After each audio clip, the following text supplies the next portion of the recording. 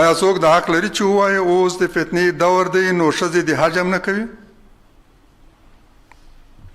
یا د حج په دوران کې د مخ او لاسونه هم پټوي؟ څوک د حق لري؟ که دا حق نه لرو نو له جماعت یې څنګه منع کوو؟ په کوم دلیل؟ رسول الله صلی الله علیه وسلم خو د خپل مبارک ژوند په وروستیو شیبو او په خپلو وروستنیو خطبو کې هم فرمایلی که ستاسو میرمنې وغواړئ چې په جماعت کې لمونځ وکړي نو مخنیوی مه کوئ، له الله تعالی د دوی په ارتباط وویریږئ. څوک چې وایي د عمر رضی الله عنه په وخت کې دا پرېکړه وشوه چې ښځې دي جماعت ته نه ځي، هغوی ته وایو دا نه د یو حکم د تغییر په معنا اخیستی شو او نه د تعطیل په معنا. هېڅوک حق نه لري د الله تعالی یو حکم یا بدل کړي یا تعطیل کړي. عمر رضی الله عنه په څېر شخصیت به څنګه دا کار کوي؟ دا یو تور اتهام دی د عمر رضی الله عنه په ارتباط. یوازې دومره ویلی شو چې که دا ادعا صحیح وي او احتمالاً دا کار شوی هم دا به حتما د هغه مهال د خاصو ظروفو او شرایطو په وجه شوي، یو خاص حالت به و، د همغه حالت په ارتباط به دا فیصله کړي.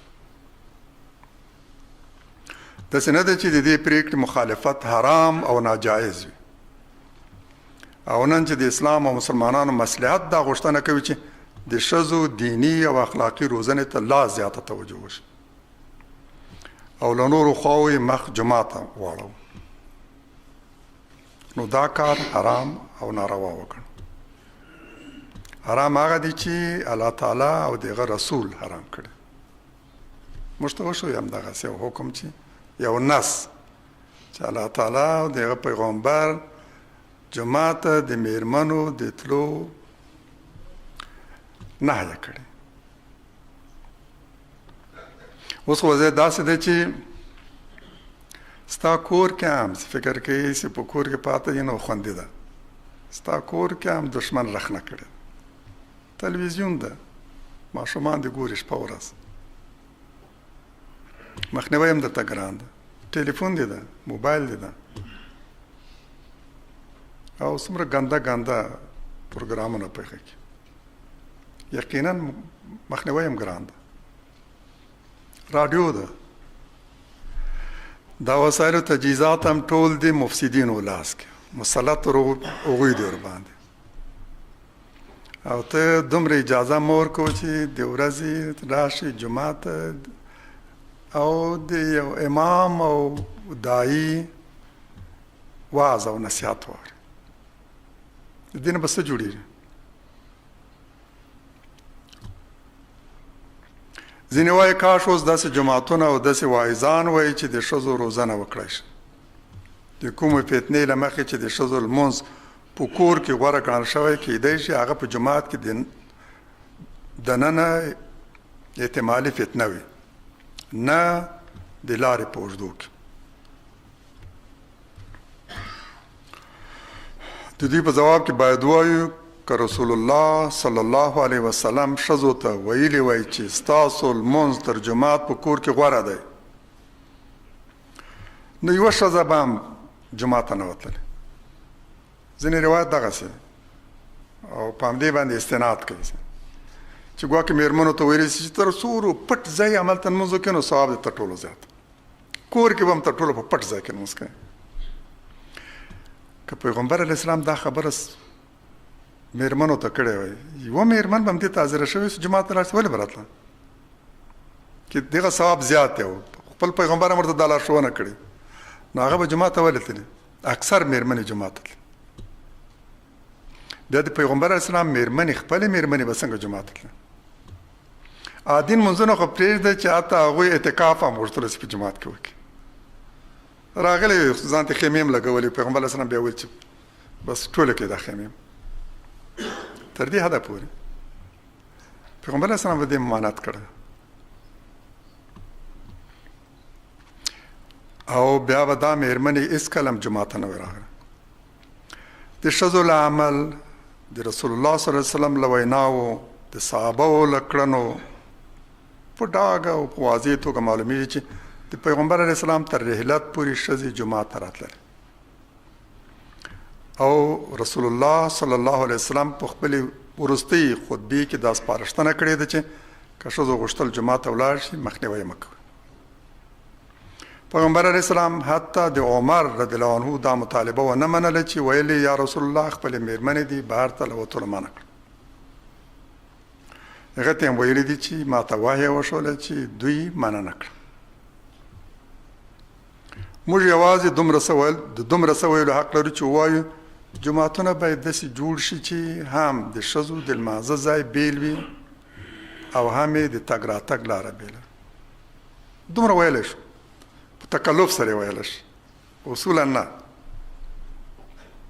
که احیانا ووایو چې وضعیت ډېر خراب دی، لارې هم خوندې نه دي، جومات ته تګ هم ګران ده، که دا ټول ومنو نو فقط دومره ویلی شي دا ښه به د جومات داسې جوړ شي چې د مېرمنو برخه بیله ځای او د تګ راتګ لارې بیله هم دومره. اما منع کولو دا حرام ګڼل د دې حق نه لرو، دا جسارت. د عمر رضی الله عنه په ارتباط راځي چې هغه له کوره د ښځو له وتلو جومات ته تلو سره موافق نه و، خو عملاً حالت داسې و چې دی به مخکې جومات ته روان او مېرمن به تر شا پسې روان.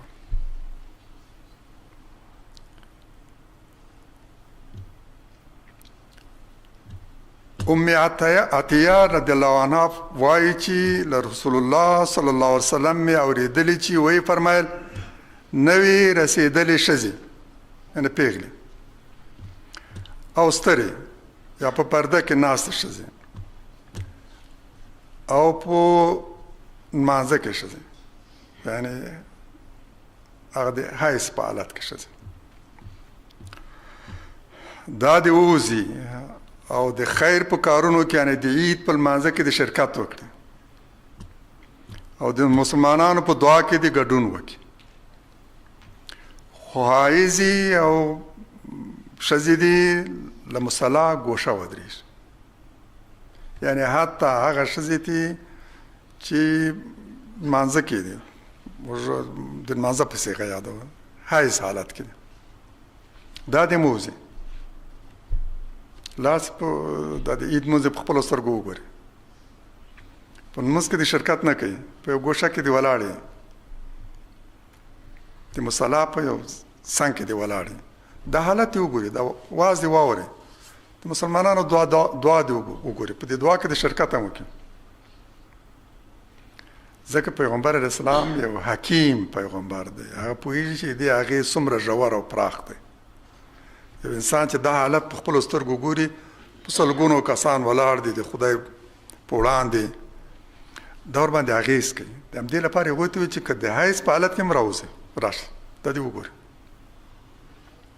او که څوک حجاب نه لري له خپل خورلنې دې امانت واخلي، یعنې هغسې حجاب هم نه لري بس دا دې ورته پلمه کېږي نه بهانه کېږي نه، د خپلې خورلنې دې حجاب وغواړي چې لاړ شي په دې لمانځه کې شرکت. یعنی حیض هم باید مانع نشي، د حجاب نه درلودل هم باید مانع نشي. که لمانځه کې شرکت نشي کولی، اراده شي ګوشه کې دې ولاړ شي، د حالت په خپلو سترګو وګوري. پیغلې دې هم لاړې شي، زړې دې هم لاړې شي، او حتی وینځې هم.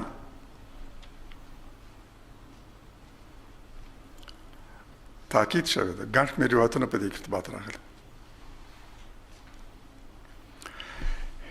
زموږ وخت هم نږدې شوی ده ختمېدو ته. د دې روایات چې راغلي په دې ارتباط 6 ځلې په همدې ارتباط روایات راغلي دي، سره له یو شمېر توپیرونو چې ټول همدغه وایي: جومات ته د مېرمنو تګ هېڅ هم باید د دوی د تګ مانع نه شي.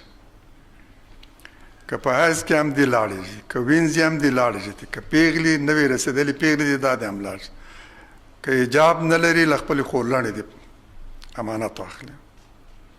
لمونځ کې شرکت نشي کولی د عذر له کبله، په یو ګوشه کې دې ناست د حالت او دعا حالت دې وګوري.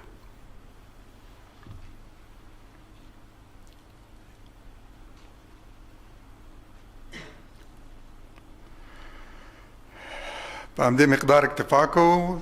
امید دی چې هیله مو دا ده چې اوس چې اقتدار اسلام ته د ژمنو لاس کې دی، دې قضیې ته د یو مهمې قضیې په سترګو وګوري او وتوانېږي چې مېرمنې جومات راتلو ته تشویق هم کړي او شرایط هم ورته برابر کړي، لازم ضروري شرایط هم ورته برابر کړي. نه جهل د دې معنی شي او نه بې ځایه غیرت. دی په پام کې چې تر موږ نه پیغمبر ډېر غیرتي و، تر موږ صحابه ډېر غیرتیان و، په دین هغوی تر موږ ښه پوهېدل او تقوا یې هم تر موږ ډېره زیاته. هغوی چې دا کار کړی که غواړو موږ د پیغمبر په لار لاړ شو او د صحابهو منهج مطابق خپل ژوند عیار کړو، طریقه یې همدا ده، لارې همدا ده چې پرېږدو مېرمنې لمانځه ته لاړ شي، جومات ته لاړ شي. که همت لري میلو ته یې مه پرېږده، که رښتیا غیرت کوي نو له سینګار سره وتلو ته یې مه پرېږده، نه واده ته نه میلمستیاو ته. ممانعت یې نه دی په کار، قطعا نه دی په کار، تللی شي اما په خپل شرعي حجاب کې له سینګار پرته، له داسې سینګار پرته چې بل هڅوي، نامحرم هڅوي او الله تعالی ترې منع کړي. حجاب کې ساترې سنګیني سره کولی شي په هغو کې هم شرکت وکړي. تر ټولو زیات چې هغه ته اجازه ورکړي او جومات یې نه پرېږدي نو دا یو عیب ده، د دې مخه باید ورسي داسې ظروف شرایط برابر کړو چې هم نارینه جومات ته راسي، هم ماشومان جومات ته راسي، هم ښځینه. دا له جومات نه د هغوی مدرسه جوړه کړو، د روزنې مرکز جوړ کړو. که په دې کې موفق شو زه باور لرم چې په ډېرو نورو قضایاو کې به هم بریالي کېږو، د یو اسلامي ټولنې په جوړولو باندې به بریالي کېږو. د اسلامي ټولنې د جوړولو لار همدا ده، که د کورنۍ جوړه کړه ټولنه جوړولی شي، که د میرمن وروزله ټولنه روزله شي. اما که دا محروم پاته شوله، جاهل له دینه بې خبره، نو بیا به د ټولنه همدغسې جاهل او له دینه بې خبره پاته کړي. په همدې اکتفا کوو. الحمد لله وكفى وسلام على عباده الذين اصطفى وبعد. فأعوذ بالله من الشيطان الرجيم. بسم الله الرحمن الرحيم. نن زموږ اتمه درسي حلقه ده. موضوع یې هم حساسه، جومات ته د ښځو تګ.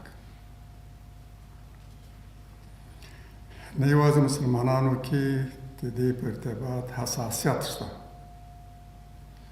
بلکې تر دې وړاندې د یهودانو ترمنځ هم په دې ارتباط کافي حساسیتونه. د هغوی احبارو هم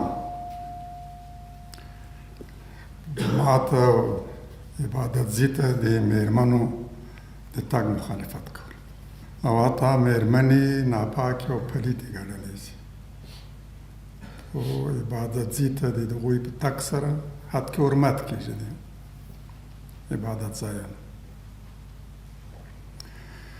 تفصیلات ته به یې راشو. اما الحمدلله مسلمانانو کې ټول په دې متفق دي چې د رسول الله صلی الله علیه وسلم په زمانه کې او دغه تر رحلت پورې لا هغه ورځې چې په مدینه کې د پیغمبر علیه السلام په لاس جومات جوړ شوی، بیا تر هغه ورځې پورې چې پیغمبر علیه السلام رحلت کړ، تل میرمنو د جومات ته تللې او په لمانځه کې شرکت کول. ځای هم ورته ټاکل شوی، جومات کې اول نارینه، بیا ماشومان، بیا میرمن. او د وتلو په ارتباط هم ترتیب داسې و چې پیغمبر علیه السلام به لمانځه نه وروسته ځنډ کولو، تسبیح او ویلې د دې لپاره چې میرمنو ته فرصت په لاس ورشي چې هغوی له جومات نه ووځي، بیا نارینه ووځي.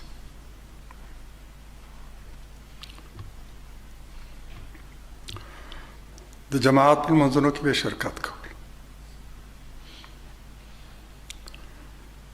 ځینو حساسیت ښودلو خو د میرمنو مخنیوی نه شو کولی. عمر رضی الله عنه یو په دغو کې د دې مخالف و چې میرمنې لاړ شي جماعت کې، مخصوصا د پیغمبر علیه السلام میرمنې له کوره وځي.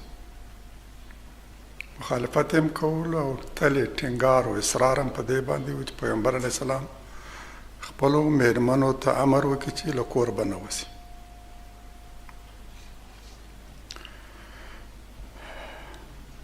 خو دوی به وړاندې روانو، میرمن به تر شا جومات ته روانو، خپلې میرمنې ممانعت یې نه شو کولی.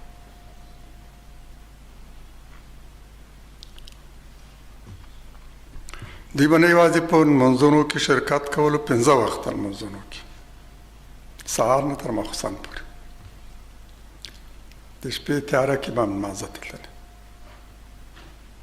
کله کله به رسول الله صلی الله علیه وسلم د دوی لپاره بیله غونډه جوړول، مستقل د میرمنو لپاره. دوی ته به ځانګړې وینا کوله. دوی نه یوازې دا چې مسجد ته تلې او د جماعت په لمونځونو کې به شرکت کولو، بلکې ګڼ شمېر میرمنو د امهات المؤمنین په شمول د پیغمبر علیه السلام د میرمنو په شمول تقریبا ټولې په غزواتو کې شرکت کړی. په دې اړه روایات دومره زیات او دومره سریع دي چې هیڅوک ترې انکار نشي کولی. فقها او علما او محدثینو کې به داسې څوک پیدا نه کوي چې له دې نه انکار وکړي، د دې خلاف بله رایه وړاندې کړي. راشئ وګورو چې قرآن په دې اړه څه حکم کوي. آیا په قرآن کې داسې لارښوونې مومو چې جومات ته د ښځو د تلو جواز ترې استنباط شي؟ پیغمبر علیه السلام په دې اړه څه لارښوونې موږ ته کړې؟ د قرآن لارښوونې څه دي، د سنت لارښوونې څه دي، او د صحابه منهج څه دی، د صحابه په دوران کې څه کېدل؟ که قرآن ته ځیر شو نو په دې خبرې پوهېدا به راته ګرانه نه وي چې قرآن مؤمنانو ته بلا استثناء پرته له دې چې تفکیک وکړي د نارینه او د ښځې نه،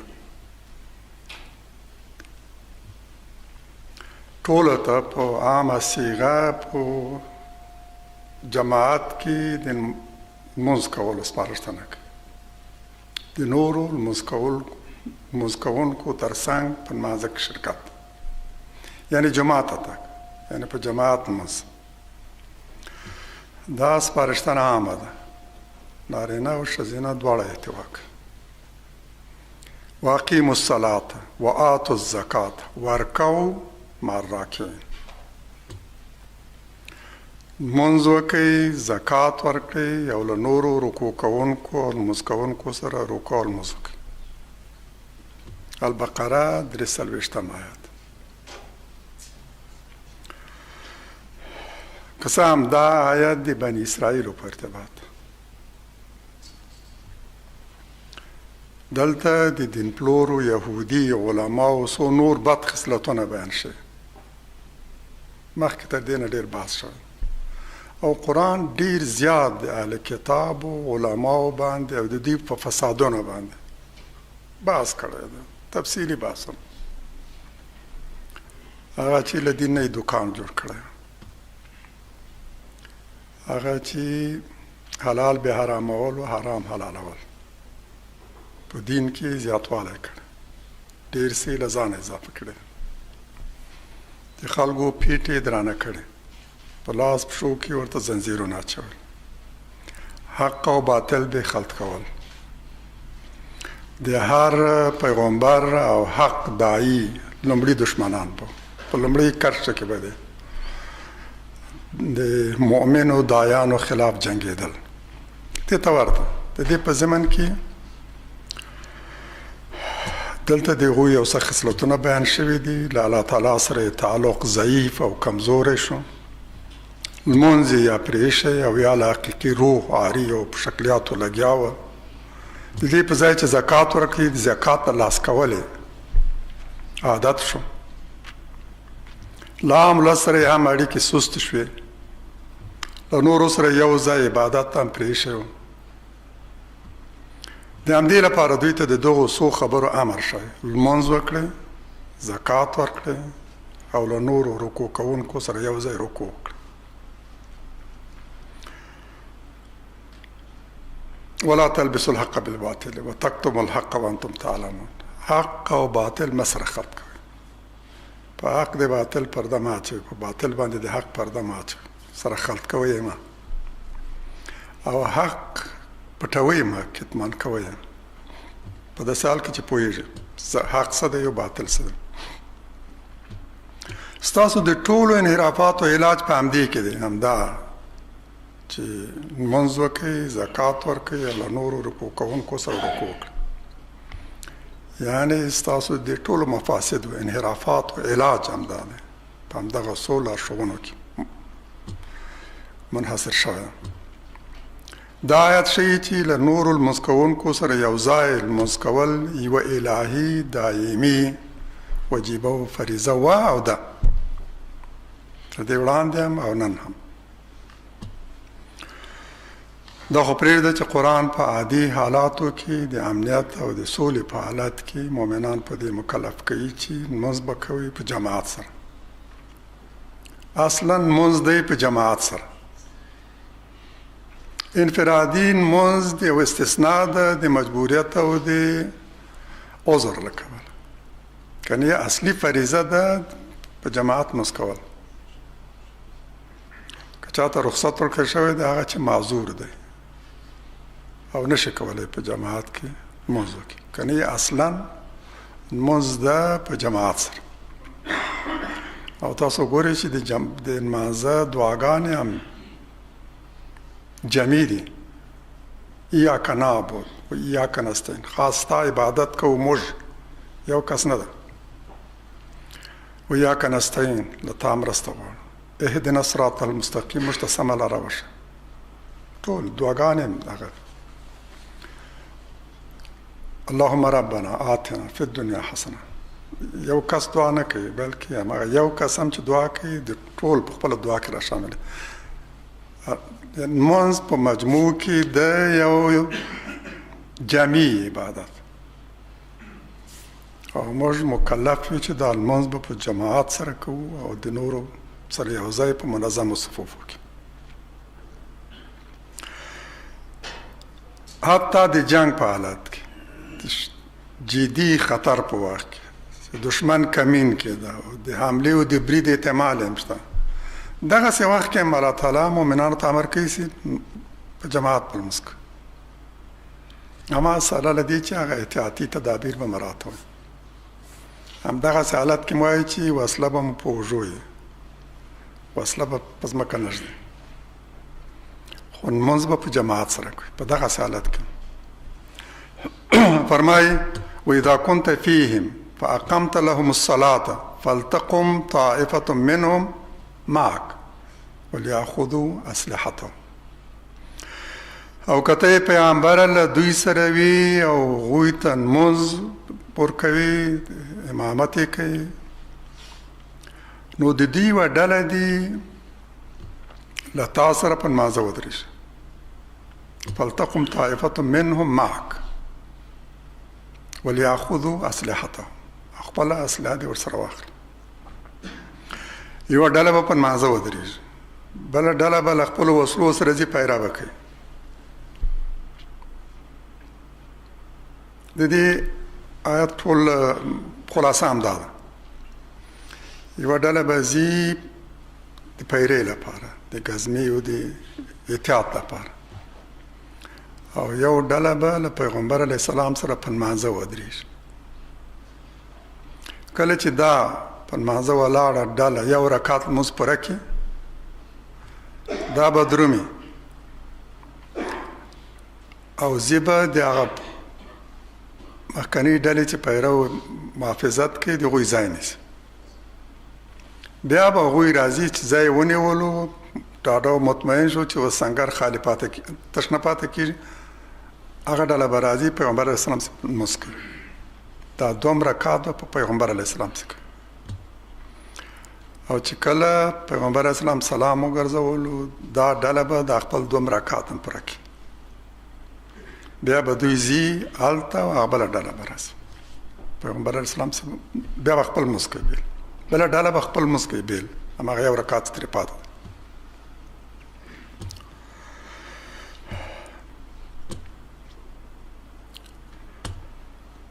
او فرمایي چې دې کې به هم خپل اسلحه در سره اخلي او هم به خپل احتیاطي تدابیر نیسي. دواړه مقرر مسلمان په دې مکلف شوی دی. خذو حذرکم، خپل احتیاطي تدابیر ونیسي، هم د دشمن په مقابل کې، د جنگ په دوران کې، هم په ګڼ شمېر نورو مواردو کې. راځو خپل وخت کې به خذو حذرکم، خپل احتیاطي تدابیر ونیسي. دا احتیاطي تدابیر نیول ځینې داسې فکر کوي چې دا د په تقدیر باندې د باور خلاف کار دی. په داسې حال کې چې دا وجیبه ده، د الله تعالی له لورې امر ده، موږ په دې مکلف شوي یو. دا د تقدیر منافی نه ده، دا د تقدیر سره ورته مناسب عمل دی. موږ الله تعالی ورباندې مکلف کړي. د تقدیر منافی نه ده بلکې یوه دیني وجیبه ده. هم به اسلحه در سره اخلي او هم به لازم احتیاطي تدابیر نیسي.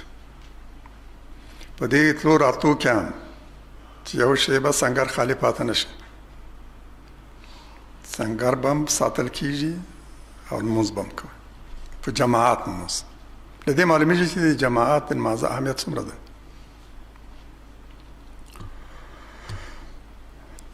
فرمایي چې دشمن دا خوښوي چې تاسو له خپلې اسلحې غافل شئ او یو واري په تاسو باندې برید او حمله وکړي.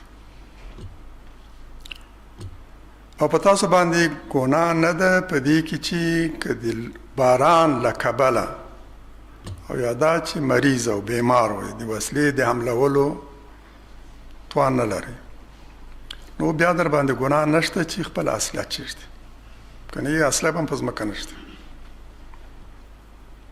یوازې که د باران له کبله در باندې زیرې او دا وسایل اخیستل درته ګران و، نو پروا نه کوي چې وسله چیرته یا بیمار وي، بیا نو معاف است، عذر مو منل کېږي. خو سره له دې چې وسله ږدئ خذو حذرکم، خپل احتیاطي تدابیر ونیسئ. ان الله اعد للکافرین عذابا مهینا، یقینا چې الله تعالی کافرانو ته سپکونکی عذاب تیار کړی.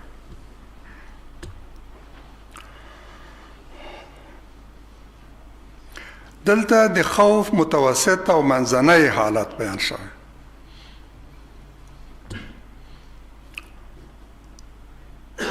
په کم خطر کې یو ځای جماعت کېدی شي او په زیات خطر کې جماعت پرېښودی شي. که خطر زیات دغسې لکه د عذاب د جګړې په دوران کې بیا جماعت پرېښودی شي. یوازې او حتی د قضا کولو وروسته لمونځ ادا کولو اجازه هم ورکول شوی. د عذاب د جنگ په دوران کې هم داسې شي، انفرادي لمونځونه شي، جماعت ترک شوی. یعنی یوازې په دغسې حالت کې د جماعت د پرېښودو اجازه شي.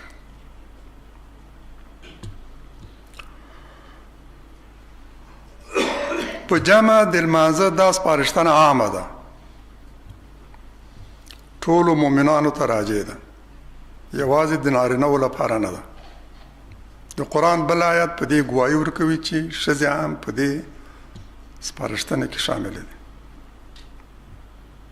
دلته هم صیغه عامه ده، ټول مؤمنان احتوا کوي او دا بل آیت هم درشي. قرآن د مریم علیه السلام په ارتباط فرمایي یا مریم اقنوتی لربک واسجدی وارکعی مع الراکعین. د آل عمران 43 آیت. ای مریم خپل رب ته تسلیم او قانت اوسه، سجده وکړه او له رکوع کوونکو سره رکوع وکړه. یوازې نه بلکې له رکوع کوونکو سره رکوع وکړه. دلته رکوع د نمازه په معنا راغلی، کله سجده د نمازه په معنا راغلی ده، کله هم رکوع، کله دواړه یو ځای د نمازه په نامه.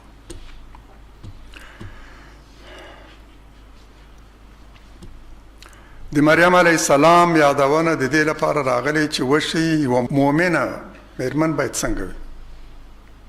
دا د میرمنو لپاره، د مؤمنو میرمنو لپاره قدوه ده، اسوه ده، بیلګه ده. استثنایی یادونه نه ده، بلکې یو مثال ښودلی چې مؤمن میرمنه باید څنګه وي، د مریم په څېر باید شي. قرآن هغه د مؤمنو میرمنو لپاره د غوره مثال او بیلګې په توګه معرفي کوي او فرمایي وضرب الله مثلا للذین آمنوا امرأة فرعون إذ قالت رب ابن لي عندك بيتا في الجنة ونجني من فرعون وعمله ونجني من القوم الظالمين. ومريم ابنة عمران التي أحسنت فرجها فنفخنا فيه من روحنا وصدقت بكلمات ربها وكتبه وكانت من القانتين. او الله تعالی د مؤمنانو لپاره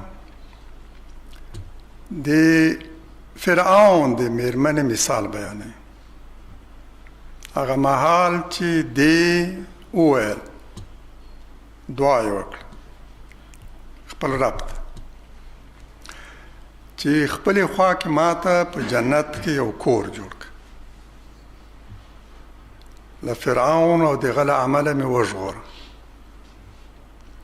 او د دې ظالم قوم نه ما وژغوره. دا هم د یو سترې بیلګې په توګه زموږ په وړاندې ښودل شوی د ټولو مؤمنو میرمنو لپاره. د فرعون میرمن د فرعون په کور کې ستره شوې، د مصر دوم شخصیت، یو ظالم واکمن میرمن په الله تعالی ایمان راوړ.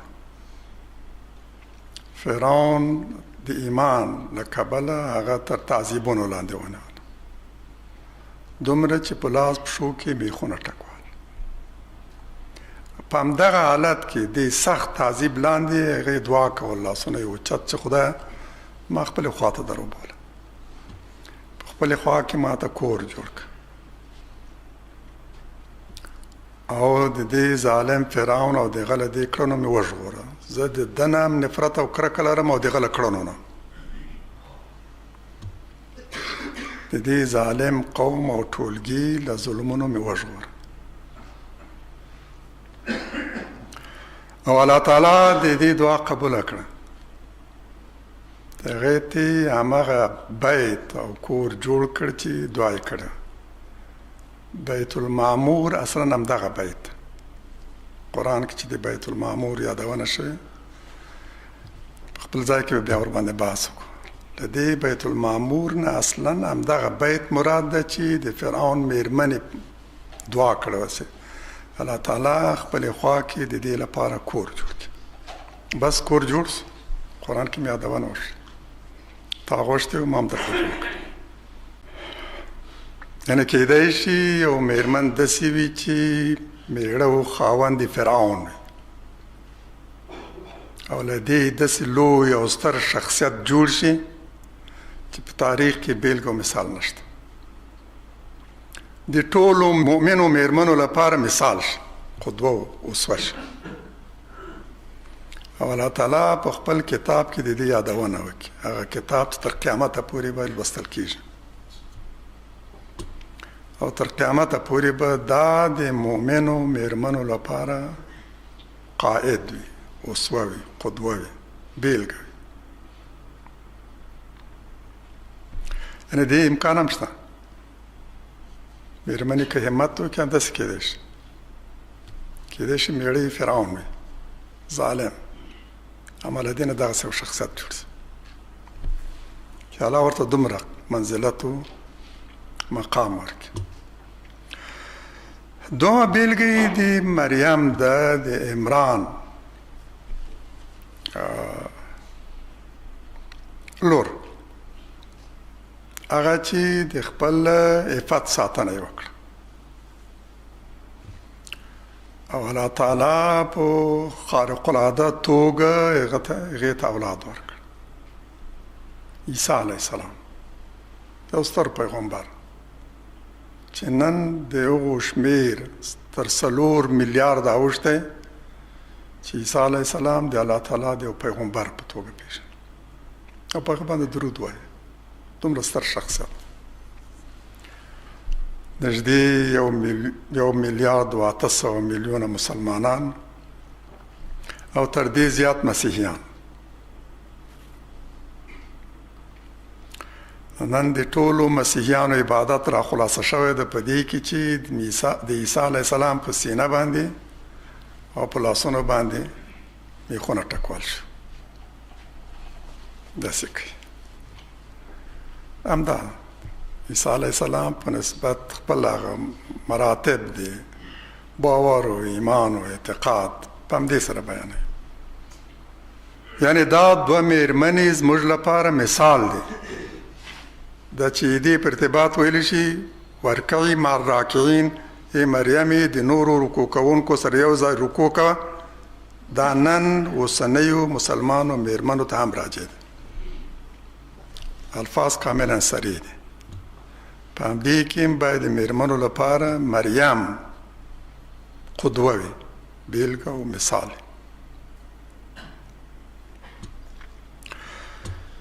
د مریم علیه السلام روزنه په مدرسه کې شوې په جماعت کې شوې عبادت ځای کې شوې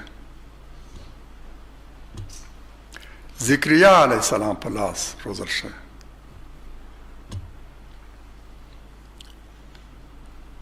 یحیی علیه السلام پلار چې الله تعالی د یحیی علیه السلام د زیږېدو زیری هم د فرشتې له لورې ورکړی په عبادت لګیا و محراب کې سپین ږیری سوی و مېرمنې هم بوډۍ یعنې عمر خوړلی دواړه هم د عمر په دغسې حالت کې اوسې د اولاد تمه یې نه درلودله دعا وکړه چې خدای ما ته اولاد راکړه بې وارثه مې مه پرېږده الله تعالی د هغه واده دعا قبوله کړه فرشته یې ولېږله چې ده ته زیری ورکړي جومات کې په لمانځه ولاړ دی او فرشتې دا زیری وراوړه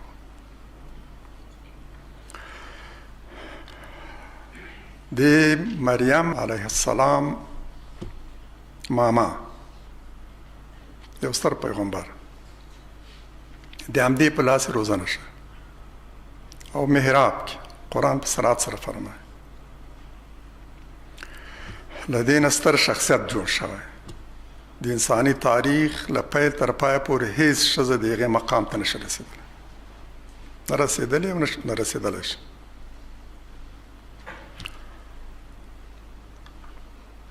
همدې ته له نورو لمونځ کوونکو سره د لمونځ کولو سپارښتنه شوې نو دا یوه ځانګړې سپارښتنه نه ده مختص دې پورې بلکې ټولو مؤمنو میرمنو ته راجع دی قرآن فرمایي چې کله به ذکریا د هغې محراب ته ورغی محراب هغه ځای و چې په عبادت ځای کې به جوړ شوی پرده به یې وه عبادت کوونکي به په هغه کې اوسېدل مریم هم په همدې ځای کې اوسېدل او احبارو د یهودو دینی مذهبي علماو د دې سخت مخالفت کول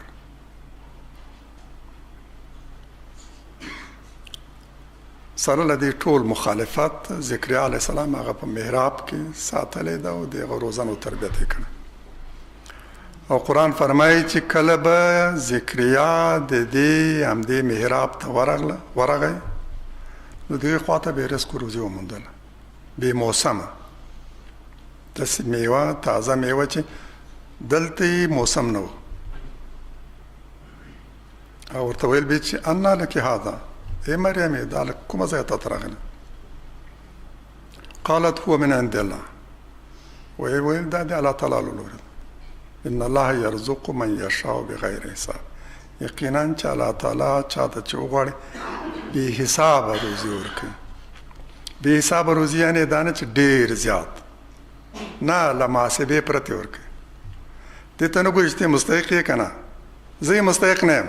یعنې مریم وایي چې ما ته د خپل استحقاق له مخ نه ده راکړه شوی، مستحق یې نه کړم، بې حساب یې راکوي خدای پاک، پرته له دې چې محاسبه وکړي چې دې وړ یم که نه. یعنې وایي چې زه د دې وړتیا نه لرم، بس د الله تعالی پیرزوینه او احسان ده چې ما ته رزق راکړي.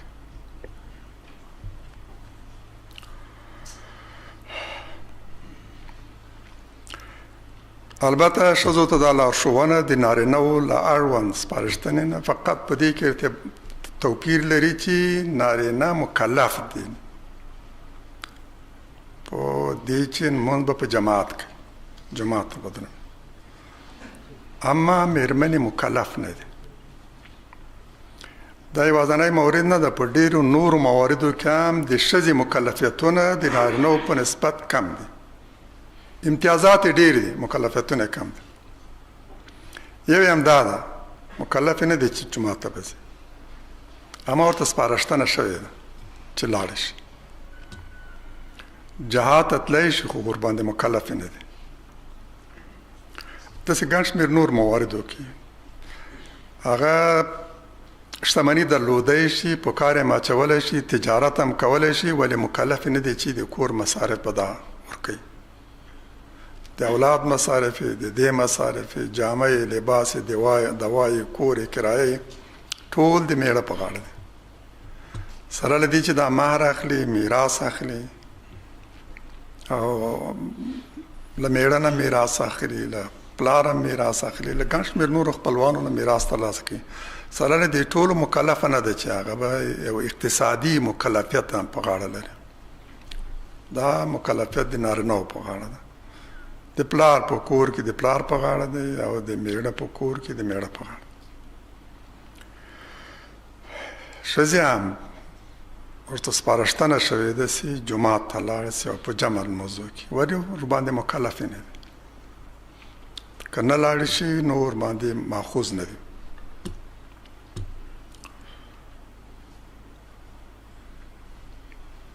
خو که میرمنې وغوښتل چې جومات ته لاړ شي، هېڅوک حق نه لري د هغې مخه ونیسي، نه یې پلار، نه یې ورور، نه یې میړه. هماغسې چې مخکې مې عرض وکړ، عمر رضی الله عنه یو خاص نظر درلود تر یو وخته پورې، دې سره موافق نه و چې میرمنې جومات ته لاړ شي، مخصوصا د پیغمبر علیه السلام د میرمنو په ارتباط. تاکید یې دا و، تلې له پیغمبر علیه السلام دا غوښتل هم چې خپلو میرمنو ته د اجازه مه ورکوه چې بهر لاړ شي.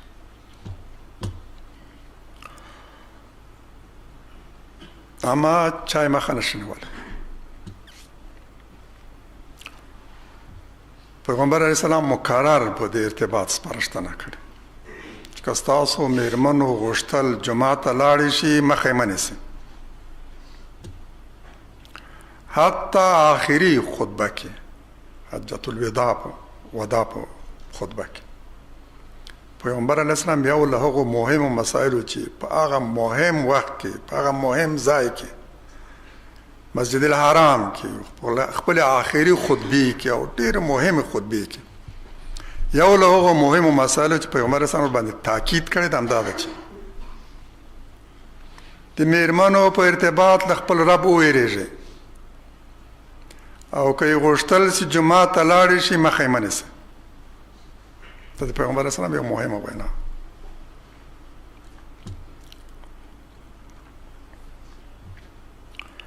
راشئ هغه روایات هم له نظره تیر کړو چې په دې اړه راغلی. له ابو سعید خدري رضی الله عنه روایت دی چې وایي ښځو رسول الله صلی الله علیه وسلم ته وویل، ستا په اړه نارینه پر موږ برلاسي شوي، وړاندې شوي دي تر موږ. ستا د ویناو په اورېدو کې دوی پر موږ وړاندې دي.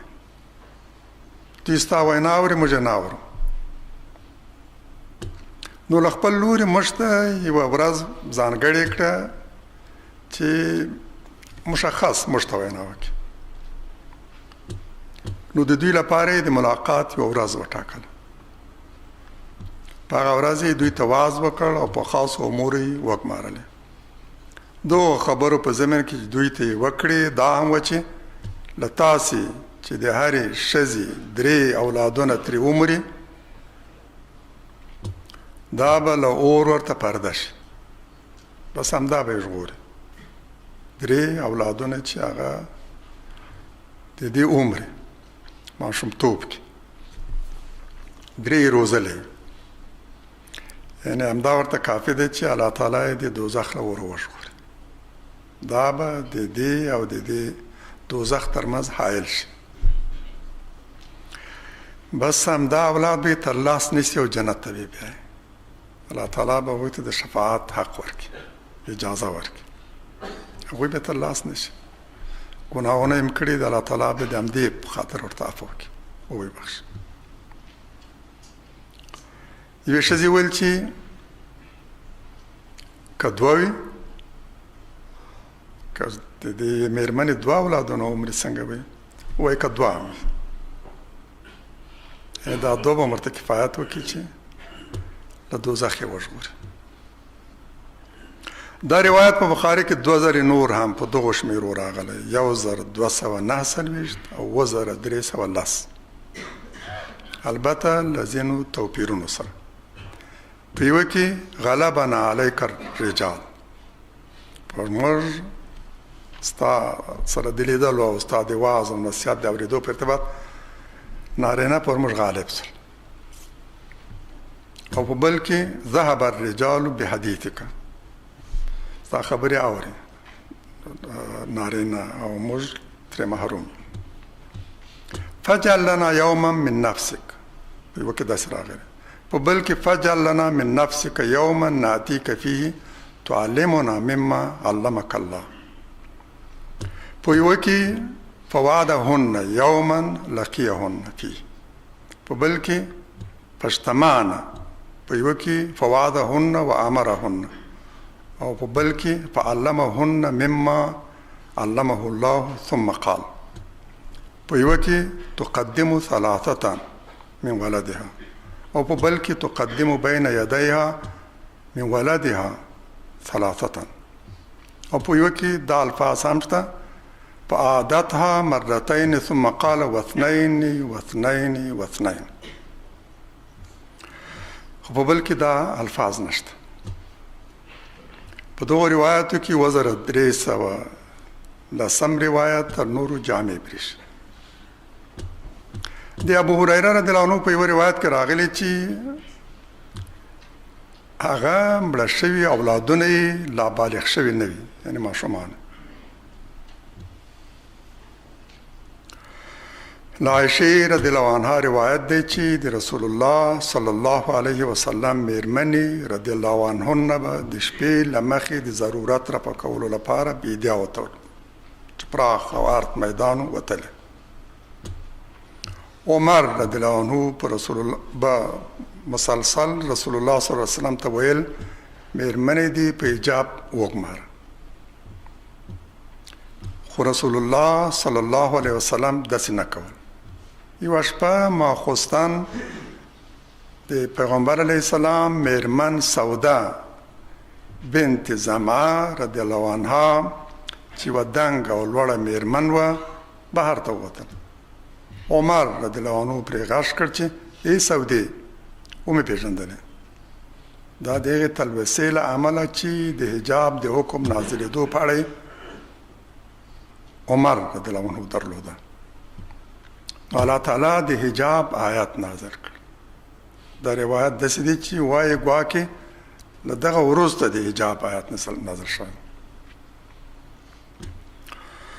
دا روایت هم په بخاري کې په تکرار سره په 2 شمیرو راغلی، 140 295 5210 6240 او له دغو توپیرونو سره.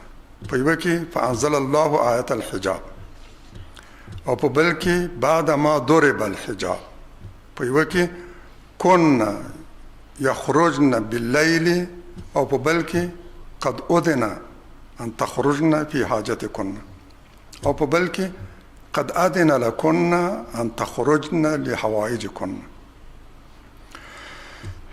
په دې روایتو کې شدید تعارض دی. یو وایي چې دا پیښه د حجاب د حکم تر نازلېدو مخکې رامنځته شوې او د همدې لپاره د حجاب آیات نازل شو، او بلې وایي چې د حجاب آیات لا د مخه نازل شوی. جدي تعارض دی. د دې پیښې نه د حجاب اړوند لارښوونه آیات تر دې پیښې مخکې نازل شوی که په همدې پیښې نه وروسته، په همدې دوران کې جدي تعارض ده. تلفیق یې ممکن نه ده، یو ترې غوره کول هم ګران دی.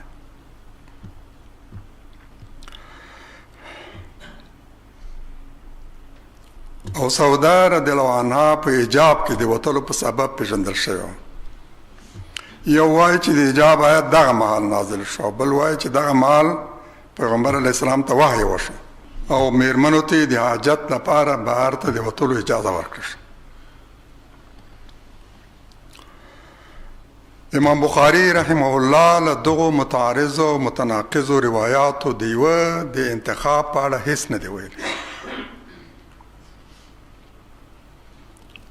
خو که د قرآن په رڼا کې وسیلو نو په بشپړ یقین سره ویلی شو چې د حجاب اړوند آیت قطعا په دې ارتباط نه دی راغلی. قرآن په ډېر صراحت سره وایي چې د جلباب یعنی پړونې حکم په دې خاطر نازل شو چې منافقینو، مرجفینو او مفسدینو به هغه میرمنې ځورولې چې د لمانځه یا بل دې ته ورته ضرورت لپاره به بهر ته وتلې. دوی ته ویل شوي چې پړونه یې پر ځان واچوي د دې لپاره چې وپېژندل شي دا پاک لمنې دي، متقي میرمنې، او په دې ترتیب یې لوچکان ونه ځوروي چې پرده یې په حجاب کې جلباب یې اغوستی ځي، نو هر څوک به پوهېږي چې دا پاک لمنې دي، نه به څوک ورنه تمه کولی شي او نه به یې هم څوک ځورولی شي.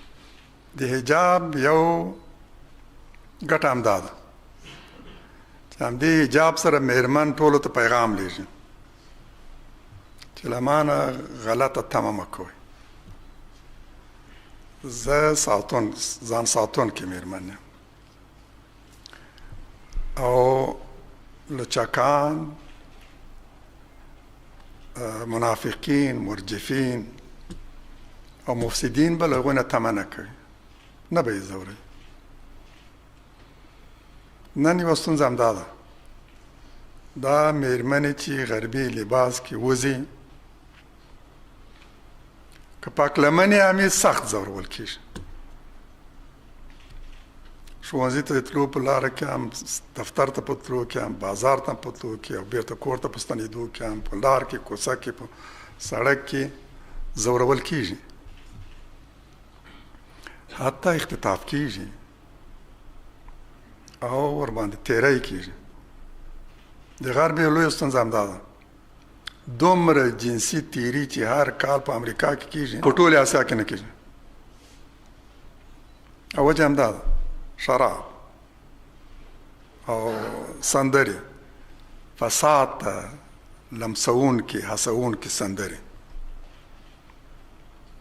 او بربنډه جامه له آرایش و سنګار سره بهر ته وتل چې د خلکو توجه جلب کړي، تحریک یې کړي او په دې ترتیب له جنسي تیري سره مخامخ کېږي. غرب په دې باندې پرده اچوي. آسیایي هېوادو کې، مخصوصا اسلامي هېوادو کې به یو پیښ همداسې وشي چېرته په یو لرې ځای کې، هغه هم په ښارونو کې، او د داسې چا له لوري چې هغه د غربي فرهنګ نه متاثره شوي دي مسلسل به په رسنیو کې منعکس کوي. اما غرب کې بیا وضعیت دا ده چې لږ میرمن پیدا کېږي چې په هغه د جنسي تیری نه شي. د هغو شمېر ډېر کم ده چې د تحصیل په دوران کې، د تعلیم په دوران کې، حتی په کلیسا کې راهبې لږ پیدا کېږي چې په هغو د جنسي تیری نه شي. کشیشان هر یوې هلکانو او جنکیو باندې ماشوم د تیری ډېرې بدې سابقې لري، تور تاریخ لري. تاسو ورځې وړاندې د یو کس هغه شوی چې تر 100 زیاتو ماشومانو باندې جنسي تېری کړی، کشیش کلیسا کې. وجه همدا ده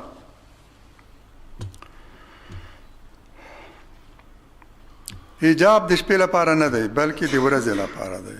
د شپې له لوري او هغه ماخوستن مهال نه څوک په حجاب کې پیژندل کېدی شي او نه هم له حجاب سره.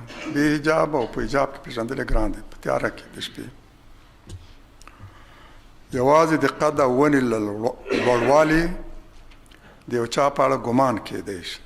د عمر رضی الله عنه له شان ډېره لرې ده چې د شپې له لوري او هغه هم په دغه حالت کې د پیغمبر علیه السلام په یو مېرمنې باندې غږ وکړي.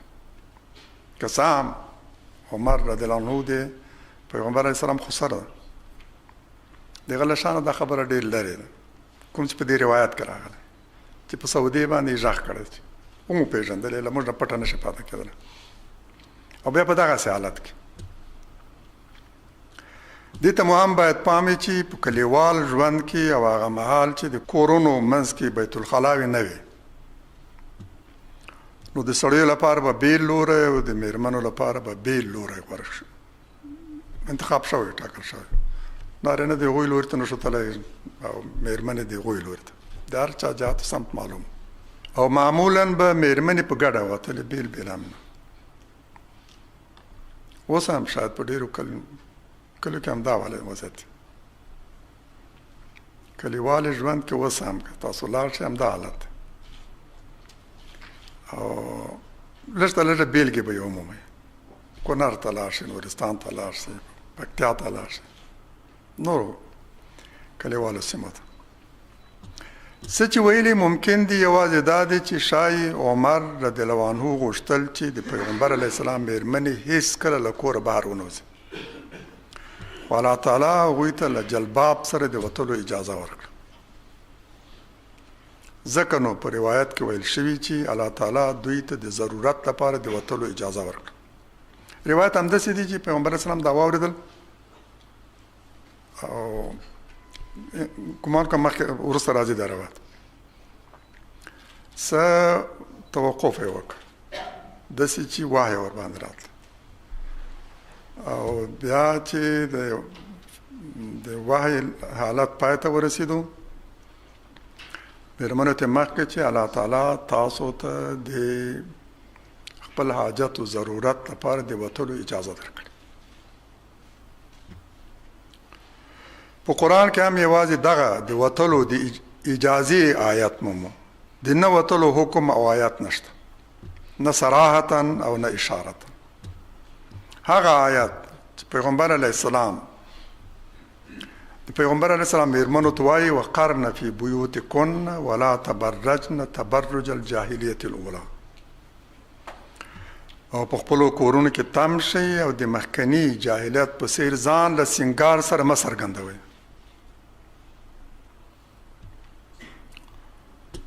د دې آیت معنا هېڅکله دا نه ده چې له کوره هېڅ مه وځئ، تل به په کور کې پاته کېږئ، د وتلو اجازه درته نشته. دا تعبیر کاملا د ناسم دی او د منلو وړ نه دی. معنا یې هېڅکله دا نه ده چې له کوره هېڅکله باید ونه وځئ. که داسې وایي نو امهات المؤمنین به جومات ته نه تللې، د صحابهو مېرمنې به جومات ته نه تللې، تر موږ زیات په دین هم پوهېدل او تر موږ زیات له خدای هم وېرېدل.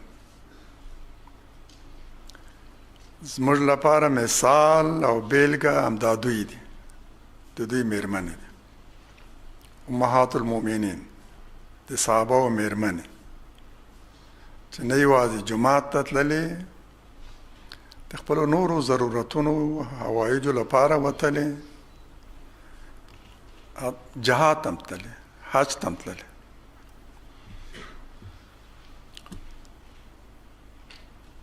دوی به حج ته نه تللې، جهاد ته به نه تللې، جومات ته به نه تللې. د پیغمبر علیه السلام د مواعظو اورېدو لپاره به راغونډېدلې نه. په دغو متعارضو روایاتو کې دا روایت غوره او ارجح دی چې عایشه رضی الله عنها فرمایي چې د حجاب له لازمېدو وروسته سوده رضی الله عنها په حجاب کې د کوم ضرورت لپاره بهر وتله. هغه دنګه میرمن وه، چا چې پېژندله نو پرې پټه نه پاته کېده. عمر رضی الله عنه ولیده، ورته ویې ویل ای سودې، والله چې پر موږ پټه نه پاته کېږي، وګوره څنګه وځي. وایي هغه بیرته راستنه شو په داسې حال کې چې پیغمبر علیه السلام زما په کور کې و او ماښامانه یې خوړل او په لاس کې غوښین هډوکی و. هغه راغله ویې ویل چې یا رسول الله زه د ځینو اړتیاو لپاره بهر وتلم او عمر رضی الله عنه دا راته وویل. عایشه رضی الله عنها وایي الله تعالی هغه ته وحی وکړ، پیغمبر علیه السلام ته همدا مهال الله تعالی وحی وکړ او بیا په داسې حال کې ترې لوړه شوه چې هغه غوښین هډوکی لا په لاس کې و او وی فرمایل یقینا چې تاسو ته د خپلو حاجتونو او اړتیاو لپاره د وتلو اجازه درکړل شي. حاجتونو او اړتیاو کې دا هم راځي چې ډاکټر ته ځي، حاجتونو او اړتیاو کې دا هم راځي چې د خپلو خپلوانو کور ته ځي، د یو مریض عیادت ته ځي او بازار کې د یو شي د پیرلو لپاره ځي. یعنی چې الله تعالی دوی ته د خپلو حاجتونو د رفع کولو لپاره بهر ته د وتلو اجازه ورکړي. د دې روایت له مخې دوه خبرې کولی شو. لومړی دا چې مخکینی روایت ناقص دی، د پیښې په اړه یې وینا دقیق نه ده، او دوهم دا چې د توجیه وړ نه برېښي چې عمر رضی الله عنه به د رسول الله صلی الله علیه وسلم د دې وینا له اورېدو وروسته هم په خپل رای ټینګار کړی، مګر ممکن ده د عمر رضی الله عنه په څېر یو ستر شخصیت، متقي، له خدای ویرېدونکی او په خپل وخت کې عالم او افضل، ځکه صحابه یوازې افضل غوره کول د امیر په توګه، تر ټولو د خدای په دین پوه غوره کول. او پیغمبر علیه السلام ورته ویل چې که د افضل په موجودیت کې تاسو داسې څوک غوره کړو چې تر هغه نه فضیلت کمي، نو له خدای سره مو خیانت کړی، له پیغمبر سره مو خیانت کړی، د ټولو مؤمنانو سره مو خیانت کړی. یعنی که ابوبکر انتخاب کړی دا تر ټولو افضل و عالم و، او که عمر رضی الله عنه انتخاب کړی دا هغه هم تر ټولو عالم و افضل و. څنګه ممکن ده چې د عمر په څېر ستر شخصیت به د اوس زمانې په اصطلاح یو ستر امپراتور، یو لوی فاتح، د یو ستر هیواد زعیم چې غوره شوی همده د صحابه په لاس او د دې په رڼا کې چې به تر ټولو افضل و عالم غوره کړي، هغه به د خپل پیغمبر دا لارښوونه اورېدلې، بیا به د دې مخالفت کوي، په خپل اقتدار په دوران کې به بیا ښځې منع کوي له دې نه چې جومات ته لاړ شي. دا قطعا د منلو نه ده. له ابن عباس رضی الله عنهما روایت دی چې یو ځل رسول الله صلی الله علیه وسلم په داسې حال کې د نارینهو له لیکو یا منځ ووت چې بلال رضی الله عنه هم ورسره و. مېرمنو ته، ښځو ته ورغی، ګمان یې وکړ چې ښځو د ده وعظ او نصیحت نه دی اورېدلی. هغه د صف په اخر کې دی، خلک ډېر وو، لومړي صفونه ډک وو، پیغمبر علیه السلام چې کوم وینا کړې ده لاود سپیکر نه و چې ټول یې واوري، نو ګمان یې وکړ چې د وینا به مېرمنو نه یې اورېدلې. د همدې لپاره د نارینهو له صف نه له منځ نه تېر شو، لاړ هغه ځای ته چې مېرمنې راغونډې دي او هغوی ته یو ځل بیا وینا واروله. نو هغوی ته یې وعظ وکړ، د صدقې ورکولو امر یې ورته وکړ، ښځو خپل لښتۍ، ګوتې او ګڼې د صدقې په توګه اچولې او بلال رضی الله عنه په خپلې لمن کې راټولولې. دا روایت په تکرار سره په 2 شمیرو بخاري کې راغلی، 962، 940 915 990 990 990 1410 1440 940 4895 5200 940 5880 5800 یواتیا 5803 1325 ډیر زیات تکرار سره راغلی او کافی توپیرونه په دې کې شته لږم نه ډیر زیات ډیره ګرانه ده چې له دې روایاتو سړی بیا دا انتخاب کړی شي چې کوم روایت داسې دی چې د پیغمبر علیه السلام هغه حقیقي او اصلي الفاظ به یې راواخیستي فکر خو همدا ده یوازې هغه روایت راواخیستل شي چې په واقعي توګه په بشپړه توګه د پیغمبر علیه السلام وینا احتوا کړي او هماغه الفاظ یې راوړي چې پیغمبر علیه السلام کارول زما په څېر یو شاګرد ته اوس ګرانه ده او سوال هم سره پیدا کېږي چې ولې یو قضیه ده یو راوي ده دومره ځلې په تکرار سره راغلی ده او په دې کې دومره توپیرونه دي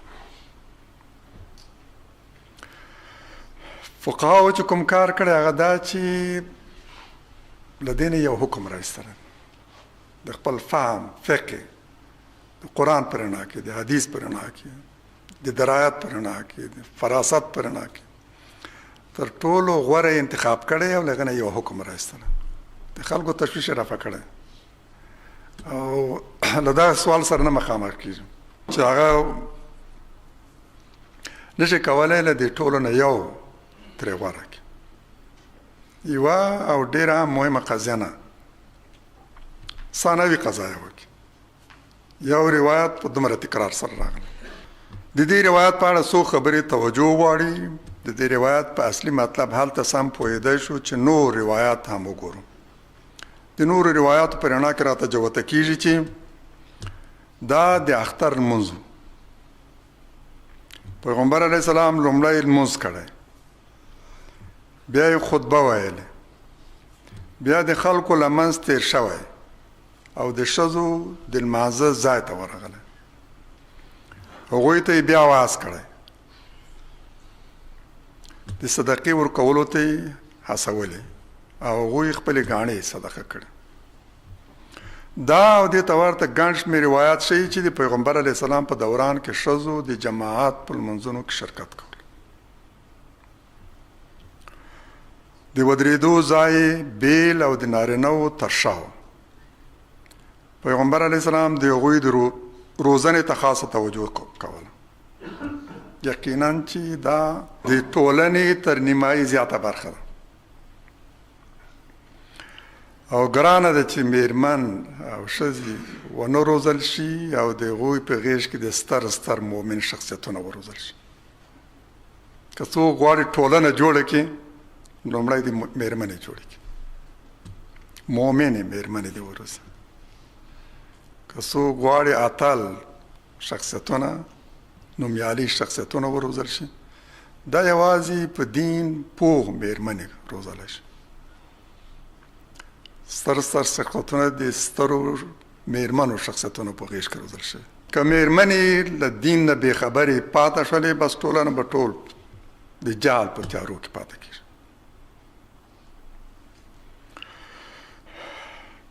د همدې لپاره پیغمبر علیه السلام هغوی ته زیاته اعتنا کوله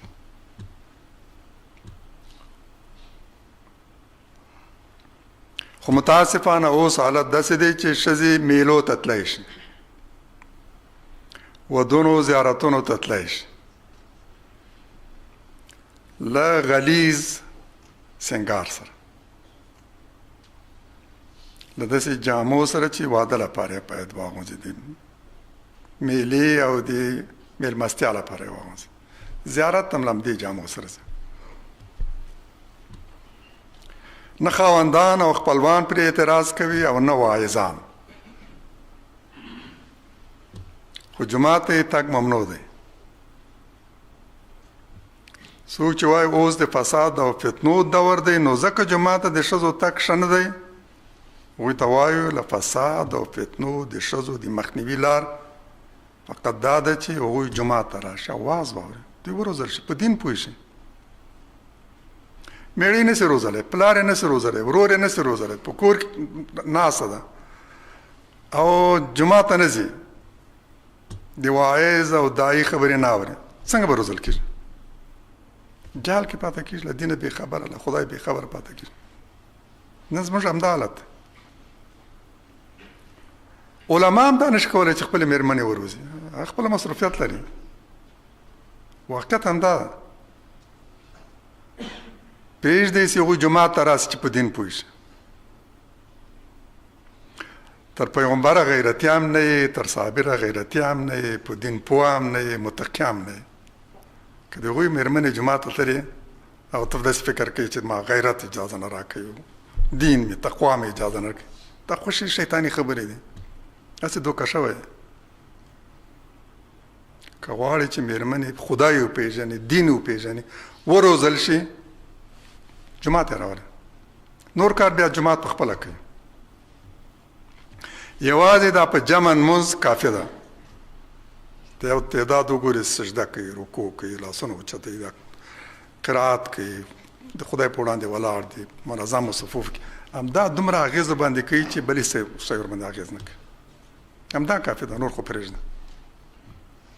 مېرمنې جومات ته راولي چې له هغو نه مؤمنې مېرمنې جوړې شي، په دین پوه شي، خدای وپېژني، او بیا په غېږ کې تا ته اتل زامن وروزي.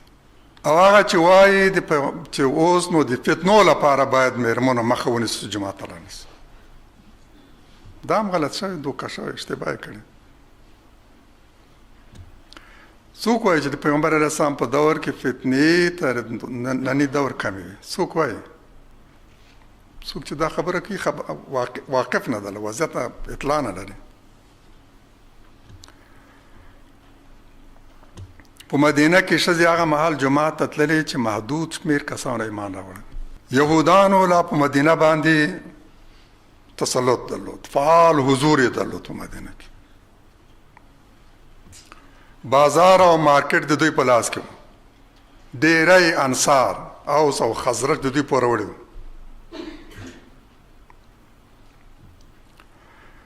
قرآن وایي چې ډېر ځلې به کله چې مېرمنې جومات ته تللې نو منافقینو، مرجفینو او مفسدینو به هغوی ځورولې،